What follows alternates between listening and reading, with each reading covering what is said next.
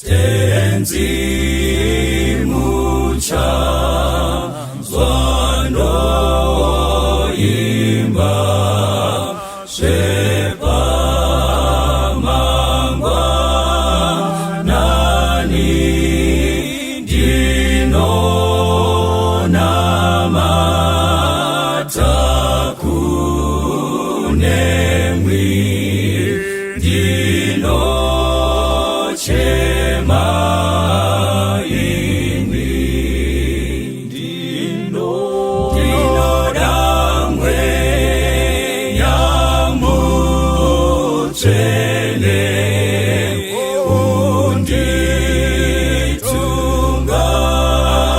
unditungamire itanyenzira ichene kuneni munzira avo vanhu vari kuda vachapiwa tuso Mwari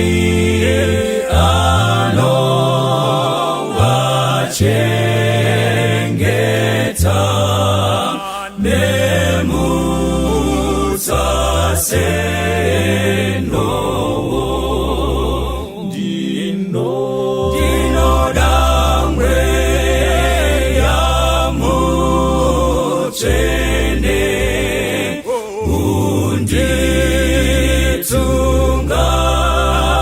unditungamire itanyenzira ichene kuneni munzira.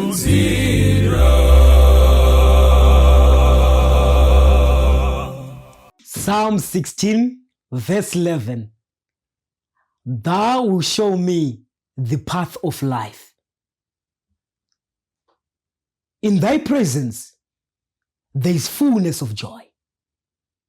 At thy right hand there are pleasures forevermore. What a promise.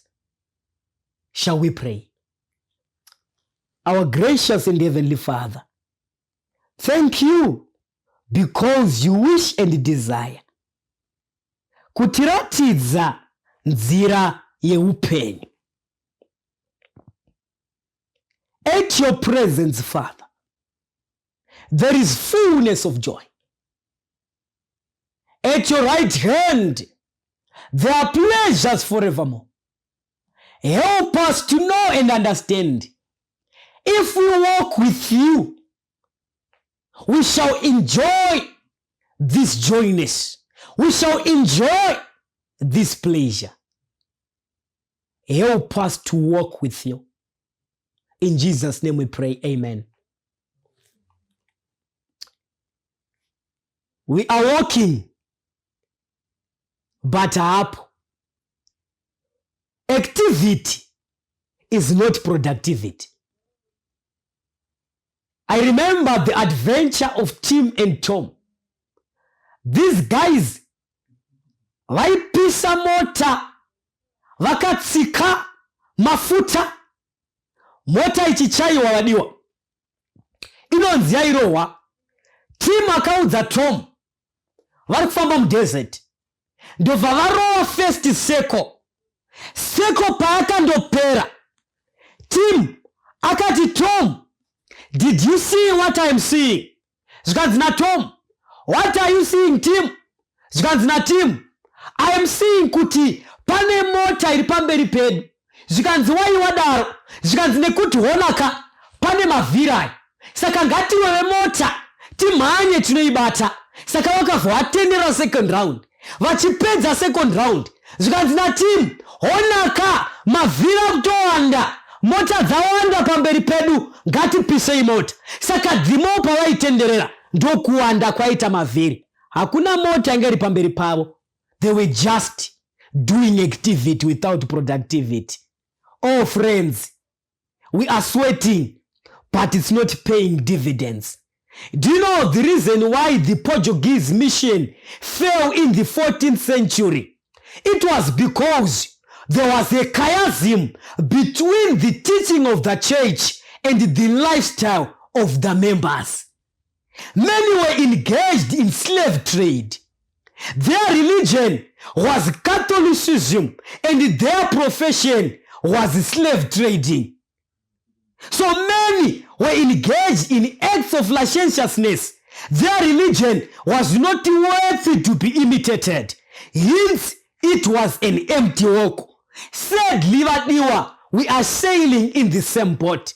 Saka maPortuguese vaparidza vaisimuka voparidza tsitsi dzamai Maria dzive nesu tsitsi musande voparidza kuti Kristu wakarwadziwa nokuda kwedu unotitiitira nerudo. Asi vari kurarama maKristu enguva iyoyo vanga vari muslave trade. Saka ndiudzei vadiwa, ndiani angade kujoina zvinhu zvakadai? Iwo ungade kujoina zvinhu zvakadai? Ngatidzidze Luke chapter 2 verse 43 kusvika pana 46. Ukangoti Luke chapter 2 mupfungwa dzavanhu chii chinopinda? Luke chapter 2 verse 52. Jesu akaenda mberi pakukura, pakuchenjera napakufadza Mwari navanhu. Handipo pana nyaya yedu mukati mezuva ranhasi. Verse 43. And when they had fulfilled the days, as they returned, the child Jesus tarried behind in Jerusalem, and Joseph and his mother knew not of it.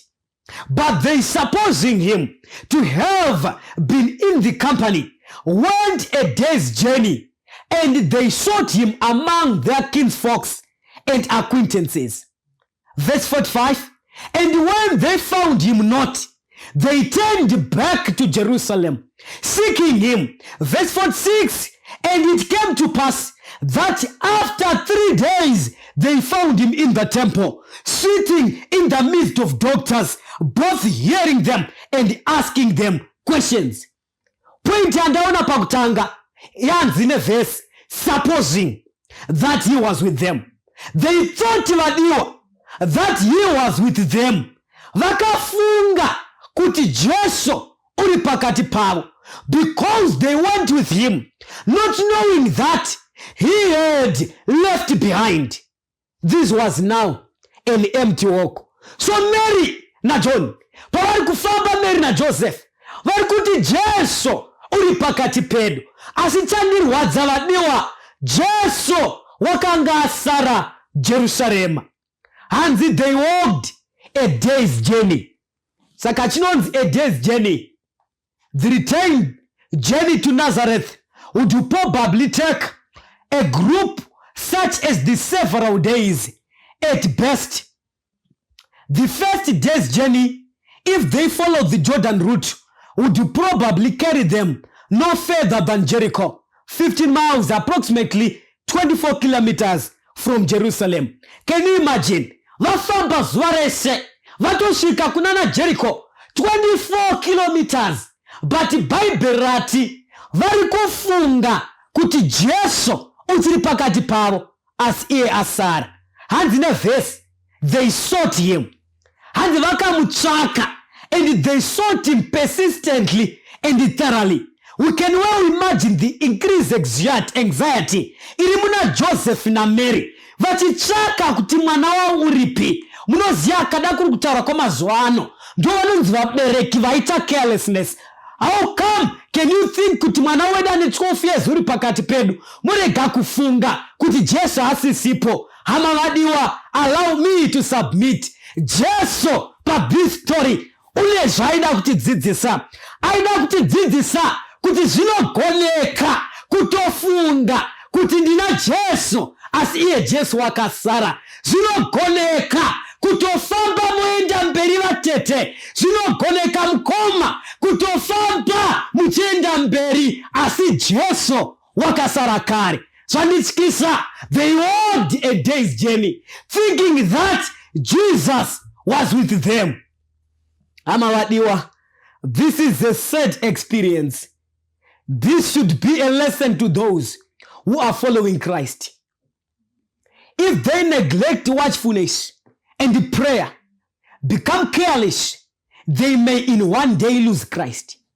But it may take many days of anxious, sorrowful search to find him again, and to enjoy the peace of mind and the consolation, his grace, that they lost through vain talking, jesting, joking, and evil speaking, even neglect of prayer. Saka ndezvipi zvinhu zvinoita kuti Kristu asafambe nesu? Ona vari kufamba Mary na Joseph. Saka pavari kufamba, vakomana ndokutanga kukaya majokes, ndokutanga kutaura zvavaitaura, ndokutanga kuita jesting, ndokutanga kuita evil speaking, ndokutanga kutaura zvisinei nekuchechi kwavakanga vaenda. Zvikanzi Kristu akati vanhu vakadai handifambe navo, it's better vabude ndisare ndiri kwandanga ndiri. Hauna kundinzwa? Hama wadiwa, vanhu vaenda kuchechi kuna Jesu, vaenda kuchechi kuna Jesu, vosiya Jesu ari muchechi. This is the condition yanga ine the Portuguese in the 14th century. Vaenda kuchechi, but Jesu wa kuchechi vomusiya kuchechi.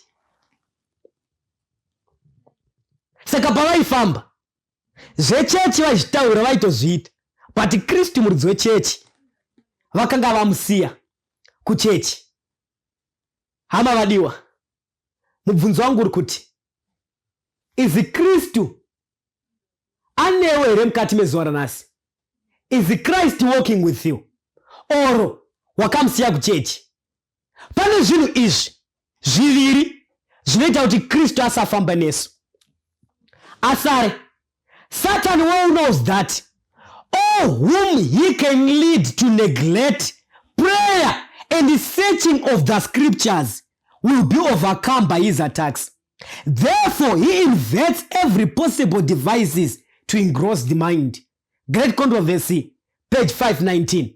Saka vanhu vese Satan vanotungamira kuti va neglect prayer ne searching of the scriptures. Those people will be overcome by his temptations. Zorevei, they will be walking, but they will be walking alone, because Kristo afambe newe if you don't pray. Kristo afambe newe iwewe kana usingabvere magwaro. Isaiah 34 number 16. Chakai pabhuku ya Jehovha muravi, nekuti hapana chimwe chezvinhu chashayikwa, nokuti muromo wangu wakarayira izvozvo, nemwoyo wake ukazviunganidza. Vhesi hariti tsvakai muravirwe, rinoti tsvakai murave. Saka Satani unozviziva kuti vanhu vanongodhipenda nemharidzo vasingaverenge shoko vega, those people are walking alone. Christ is not with them. No man is safe for a day or an hour without prayer. Saka Satan anozviziva. Unozivei? Satan is well aware that the weakest soul who abides in Christ is more than a match for the host of darkness. Unapanzwa? Satan unozviziva kuti mukristu ari weak, anongogara muna Kristu, ofamba na Kristu, iye is more than enough, a match of the host of darkness. Neuwandu hwake nemadhimoni ake ose anoziva kuti hamire kana mukristu akafamba na Kristu. And that should he reveal himself openly, he will be met and resisted. Therefore, he seeks to draw away the soldiers of the cross from their strong fortification, while he lies in ambush with the forces, ready to destroy all who venture upon his ground. Only in humble reliance upon God and obedience to all his commandments can we be secure. Saka Satan noziva unobva kuunzira zvinhu zvakawanda to engross the mind, kuti pamunofamba muchitaura nyaya dzenyu mune zvakawanda zvakakuputirai. Terera paunoswera zvauchange uchiterera nezvaunonzwa zvinoita kuti Kristu asafambe newe. Saka yedu inenge iri an empty an empty walk. Inenge iri an empty walk. Saka vanhu vakawanda vari kuita an empty walk. Vari kuita an empty walk. Vari kufamba asi Kristu asipo. Activity is not productivity. Ndakaita mubvunzo. Ndikati konei Kristu achisara kuchechi, achisiya maereda, achisiya Dorcas, achisiya anamai vechechi vachifamba vega. Makambozvicherechedza here? Varipo vanhu vakawanda vekuti kana vava kuchechi kamupefomero kavanoita zvekuti vheni mai makatarira murume wenyu so munoshamisika kuti ndo baberi vandoziva sei vari kupefoma zvakadai, because kuchechi kakuna Kristu. But pavanobuda chechi murume wenyu is a sheep in the church and a lion at home. Why? Because Kristu unenge wasara kuchechi. Hauna kundinzwa? Zorerei. Let me warn you, dear friends. Zvinotogoneka nehanzvadzi. Iwe unofunga kuti kamuimbiro kaunoita kasoprano wakuchechi kari kega kega iraka. Hakazi kega chikonzero Kristu unenge uri kuchechi. Saka kana kane nguva yekuti sangano rake rikomborerwe, Kristu unovhwa kushandisa. Pachinonityisa, Kristu anotapedza kushandisa kuchechi, anobva decide kuti vatete handichafambe nemi, dzokerai kumba muri mega. Naisei Kristu muchisara kuchechi musingafambe nesu. Ngatidzidze kubva pana Exodus chapter number 4. Sei Kristu musingafambe nesu. Exodus chapter number 4 verse number 24. And it came to pass by the way in the inn that the Lord met him and he sought to kill him.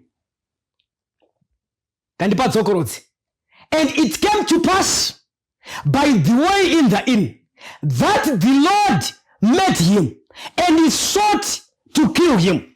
Verse 25. Then Zipporah took a sharp stone and cut off the foreskin of her son and cast it at his feet and said, surely a bloody husband art thou to me. So he let him go. Then she said, a bloody husband thou art because of the circumcision. Pane varowanzvene Bible vasina kuona kuti nawo ikufamba ichibva kofi. But don't worry, hande kubackground yenyaya. Mwari unouya pachapter number 4. Chapter 2 yaExodus, Mwari unonzi anzwa kugomera kwavana vaIsraeri. Saka ndauya kuzobatsira Israeri. Saka kuti abatsire Israeri, une mukomana wakanga apreserva miraculously, anonzi Moses. Akachengetedzwa by a miracle naMwari, akatrainwa kumba kwa Pharaoh.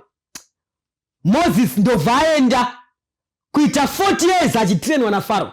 Anopinda mu the next 40 years achitrainwa na Mwari pauzima. This is the man we are talking about. So the man atrainwa na Mwari by Bernot, apreservwa for a mission yekudzikimira Israel. Moses was the man capable of this work, not because God called him qualified. God doesn't call the qualified, but he qualifies the called. Moses adanwa na Mwari akashandwa naye for 40 years achiprepare for mission. Saka Moses aibva kuti abate basa, adevelopa all the leadership skills. Verse note pa chapter 11 ya Numbers, he was the meekest man on earth. Ave with those qualities. Mwari anovati Moses, ndoda kuti uende unodzikinura Israeli. Mozisi omboti Mwari achigoneke ndokakama ovatanga kuramba Moses. Mwari ndovati iwe Moses, you are the one who is supposed to go. Muruoko rwako mune itsvimbo kanda pasi yoita nyoka. Oraichisa ruoko rwako kumashure rochinja roita maperembodzi. Mwari vanoti newe Moses, I will do mighty works mukati meEgypt. Then Pharaoh oregedza Israel kuti iende. Moses ovati oraiti Mwari, it's okay. It's okay Mwari, ndakuenda. Mamona kaMozisi uya. Moses ari kuenda. Hanzi pari kuenda. Ari kuenda. Asati afamba kuenda kure, Mwari wakasangana naye vakada kumuuraya. Hauna kupanzwa. Mwari wakasangana na Moses vakada kumuuraya. Hanzi vada kumuurayirei, Zipora ndobvarwisa nyaya yekuitika. Ndobvatora dombo, ndobvachecheudza mwana. Achipedza kuchecheudza mwana, hanzi Mwari vakabva vapreserva life yaMoses. Saka Moses, nai mai Zipora, maudzwa nani kuti mwana inhau yekuchecheudzwa kwemwana ida kuraisa baba? Maudzwa nani? Munyori wandofara ndovati, Moses remembered that he had disregarded one of God's requirements, yielding to the persuasion of his wife. He had neglected to perform the rite of circumcision upon their youngest son. He had failed to comply with the condition by which his child could be entitled to the blessings of God's covenant with Israel. And such a neglect on the part of their chosen leader could not but lessen the force of divine precepts upon the people. Zipporah, fearing that her husband would be slain, performed the rite herself, and the angel then permitted Moses to pursue his journey. Saka Moses aterera mudzimai wake, akaregedza kuchecheudza mwana. Makunetsekaka, ona zvatiri kutaura. Tiri kuti isusu Mwari vapa Moses a mission, but pavapa Moses a mission, vari kuti Moses mission iyi haufambe wega, ndinofamba newe.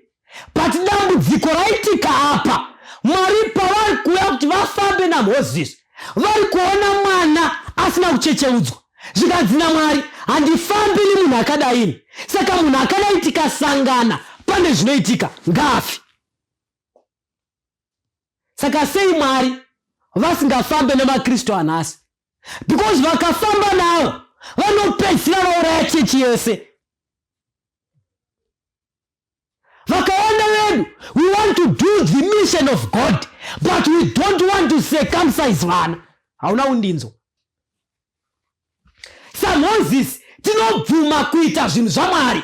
Mubvunzo uri kuti, have we circumcised the children? Varipo ana mai, muchasara muri chirikadzi, varume vafa kana Mwari akachuza kufamba navarume venyu. Varume venyu izvozvi vakatadza kubhadhara tithe and offering. Why? Because mai persuaded him kuti shamwari wivhini ndoda wivhini, baba vakaregedza kubvisa tithe. Haneno zvedu, nemi vana baba kana muchiterera madzimai kupfuura Mwari, pari kutsvakwa vanhu vanoti kana toita basa raMwari, we circumcise everything. To circumcise is to remove. Mukati medzimba dzedu pane nziyo dzinofanira kucircumciswa kuti Mwari vagone kufamba nesu. Mukati medzimba dzedu kumabasa pane zvinofanira kucircumciswa. Bribery nekubira vanhu mari dzavo ngazvicircumciswe. Mwari vanotanga kufamba nesu kumabasa. Hama vadiwa, Christ is willing to walk with us, but haagone kufamba newe kana usina kucircumciswa. Haagone kufamba newe. Wakuchibvunzaka, wakuchinetseka usaka kucircumciswa kuita sei? Colossians chapter 2, verse number 11 and 12. If you were also circumcised in the putting off of sinful nature. What is circumcising? Putting off of sinful nature. Not with the circumcision done by hands of men, but with the circumcision done by Christ, having been buried with him in baptism and raised with him through your faith in the power of God who raised him from the dead. Zvikunzina Paulo, vanhu vanocircumciswa papi? They are supposed to be circumcised by baptism. The sinful nature, munhu wakare anofanira kuve circumcised. Munhu obuda mumvura avachisikwa chitsva. But look at the predicament. We have a challenge. Ezekiel chapter 14, verse number 4 to 5. We have a challenge. Verse number 4. On the day you were born, pazuva rekuberekwa kwako, your cord was not cut. Hauna undinzwa. Rukuvute rwako harina kugurwa. This is the problem we have in the church. The problem we have in the church. We have people vakabhabhatidzwa asi vakabuda mumvura vari vatadzi vakatota nemhaka yei rukuvute harina kugurwa. That's why vhangeri riri kushayiwa simba. Chikonzero vaparidzi vafundisi maelda madhikoni anamai nedhoka vane zvivindi zvekubata basa raMwari asi rukuvhu risina kudamburwa. Unoziva kana totaura pamusoro perukuvhu tiri kutaura pamusoro pekuti mwana kana ari mudumbu ramai vake anofidha through rukuvhute. Tiripo here? Anofidha through this umbilical cord. Saka this umbilical cord iyoyi ndo connection iri between mai nemwana. But dambudziko raitika mukati mechechi yanhasi vanhu vanopinda mumvura rukuvhu roramba kudurwa. Ukama hwenyika nemunhu hausi kudimburwa vari kubuda vari vatadzi vakatota.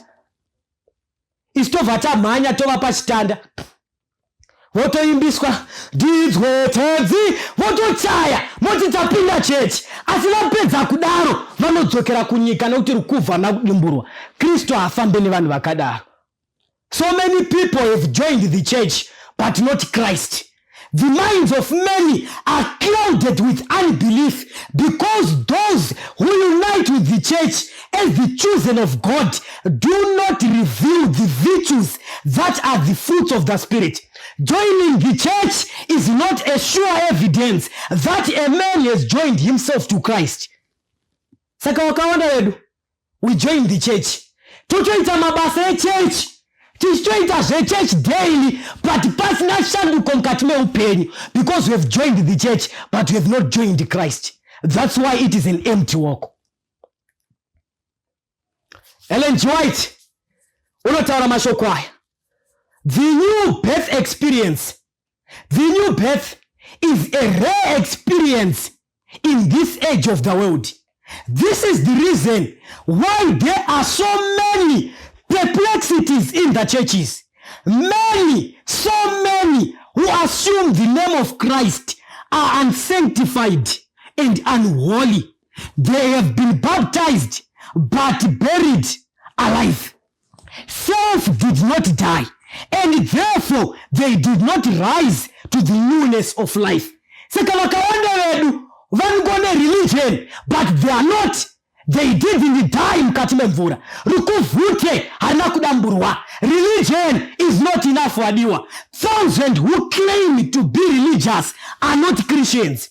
Paul was very strict in carrying out his religion, but he was not a Christian until Christ revealed himself to him and he talked with him, showing him that he was persecuting the master in the person of his saints. Vakawanda wedu tilikuita basa church, but at the same time we are persecuting Christ. Why? Because our lives are not in correspondence with what we preach.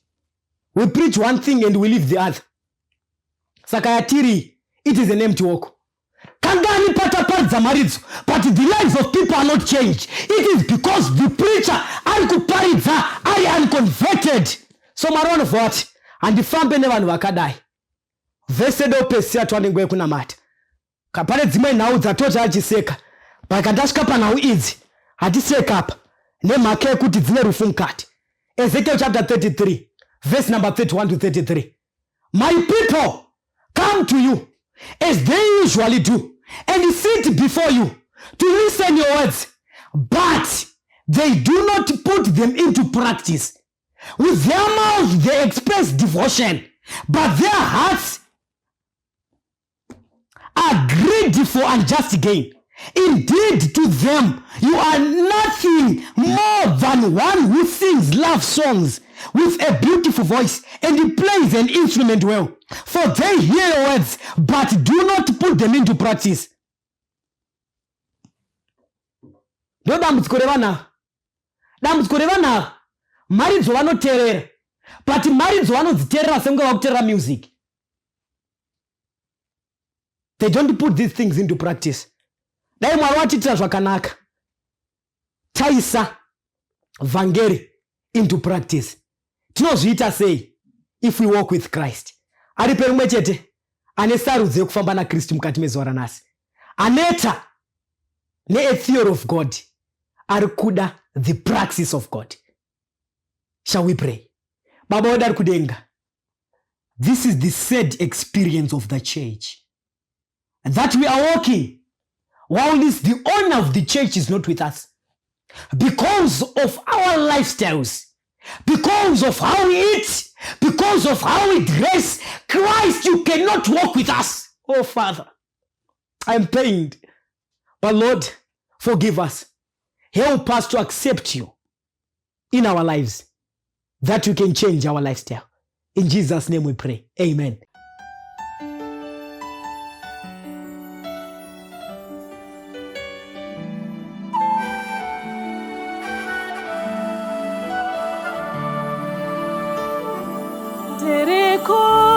Fugane kunaka kwenyika iyo ndicho shika kowira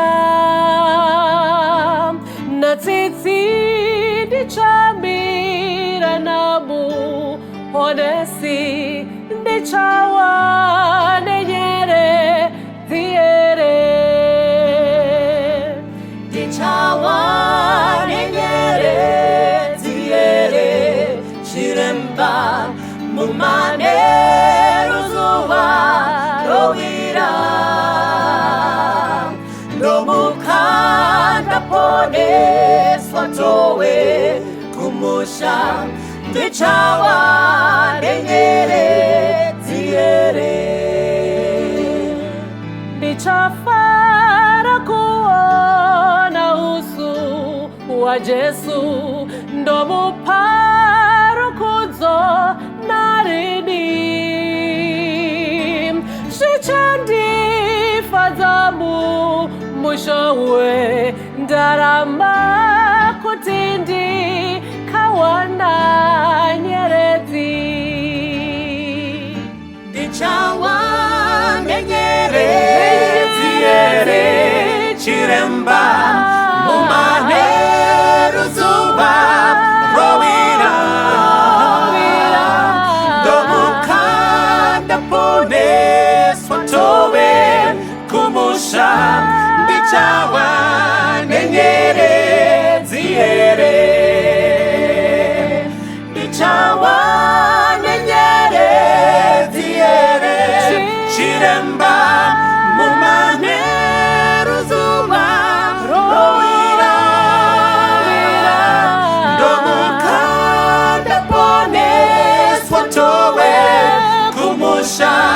Ndichawa nenyere tiere Ndichawa nenyere tiere Chiremba mumane ruzuba rowira Ndomukanda pone swatowe kumusha Ndichawa nenyere